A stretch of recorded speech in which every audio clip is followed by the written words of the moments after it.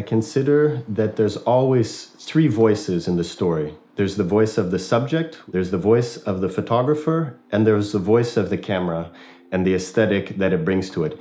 Important is to listen to your subject, to know your subject, to be respectful, and to be honest with them. After that, I assume my voice. My voice will be part of the story.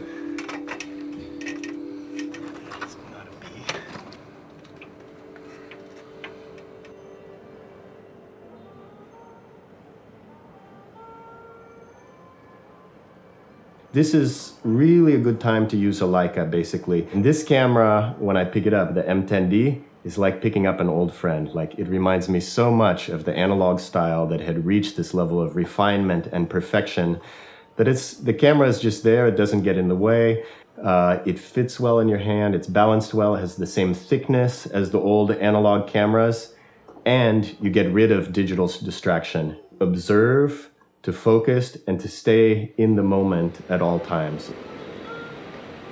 I moved to Paris in 2006, and I had this teeny little room. I wouldn't even call it an apartment. It was so small, on the top floor. And it was kind of stuffy in there, but there was a window onto the roof. And through the window, sometimes I could see the light of the Eiffel Tower flashing through the clouds. And so soon enough, I crawled up onto the roof, and I was like, wow, it's a whole different Paris up here.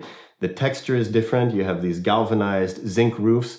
You have little orange chimneys popping up everywhere, old antennas, pigeons, and then the monuments that everybody knows in Paris that we all see from the ground level, they're kind of like sticking their heads out of the water a little bit. You see them through the rooftop. So I first went up there to relax and to get out of my stuffy apartment, basically, and I would go up there at night and other times and take photographs. So little by little, I built this up and I said, okay, now this is something, I think it can be a little bit bigger. I think I can push this a little bit farther.